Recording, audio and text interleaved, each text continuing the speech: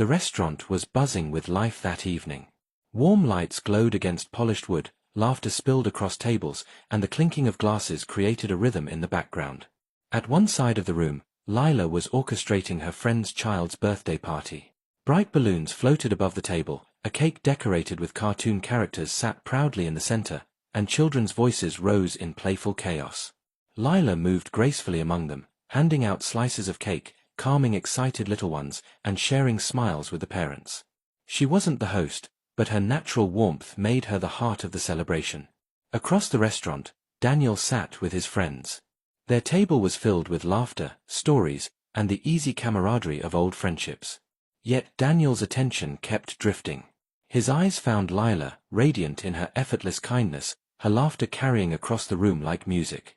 He tried to focus on his friends, but something about her presence pulled him in.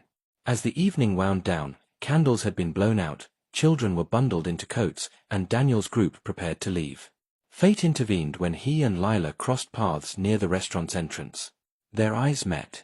For a moment, the noise of the restaurant faded, leaving only the quiet recognition of something new. Daniel smiled, a little hesitant but genuine. "Looks like you had quite the celebration tonight." Lila laughed softly, brushing a strand of hair behind her ear. "Yes, birthdays are always a whirlwind. But seeing the kids happy makes it worth it." There was a pause, comfortable, not awkward. Daniel felt the urge to keep the conversation alive. "You handled it beautifully. Honestly, I don't think I could manage that kind of energy." Her smile widened. "You'd be surprised. It's all about patience, and cake." They lingered by the doorway, their groups waiting just a few steps ahead. The conversation was brief, but it carried a rhythm that felt natural, as if they had known each other far longer than a few minutes. Daniel hesitated, then spoke with quiet sincerity. "Would you mind if we stayed in touch? I'd really like to know you better." Lila studied him for a moment, sensing the honesty in his tone. She nodded. "I'd like that too." They exchanged phone numbers, an ordinary act, yet it carried the weight of possibility. As they stepped out into the cool night air, each returned to their group. Yet both carried something new, a spark, a quiet excitement, an unspoken promise. Daniel glanced back once, catching Lila's smile as she looked over her shoulder.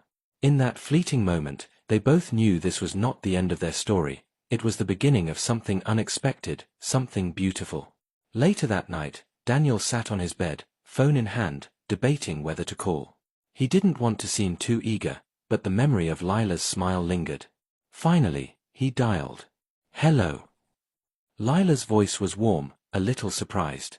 "Hi, it's Daniel, from the restaurant," he said, suddenly nervous. Her laugh came softly through the line. "I remember. I was hoping you'd call." That simple sentence eased his nerves. They talked for nearly an hour, about the chaos of the birthday party, his friends' endless jokes, their favorite foods, and even childhood memories. It felt effortless, like two threads weaving into one fabric. Their calls became a nightly ritual. Sometimes short, sometimes stretching past midnight. They shared stories, dreams, and little details of their lives. Daniel discovered Lila's love for books and her habit of journaling late at night. Lila learned about Daniel's passion for travel and his dream of opening a small cafe one day. Each conversation deepened their connection. What began as curiosity grew into comfort, and comfort blossomed into affection. A week later, Daniel suggested they meet again, just the two of them. "How about coffee this Saturday?" he asked. "I'd love that," Lila replied without hesitation. When Saturday arrived, they met at a quiet cafe.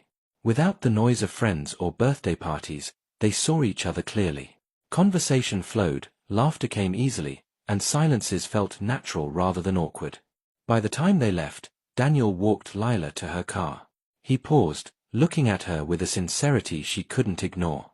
"I'm really glad we met that night." Lila smiled, her eyes reflecting the same truth. "Me too. It feels like it was meant to happen." From that moment, their story unfolded, calls turning into dates, dates into shared routines, and routines into something deeper. What started as a chance encounter in a restaurant became the beginning of a love neither of them had expected, but both were grateful to find.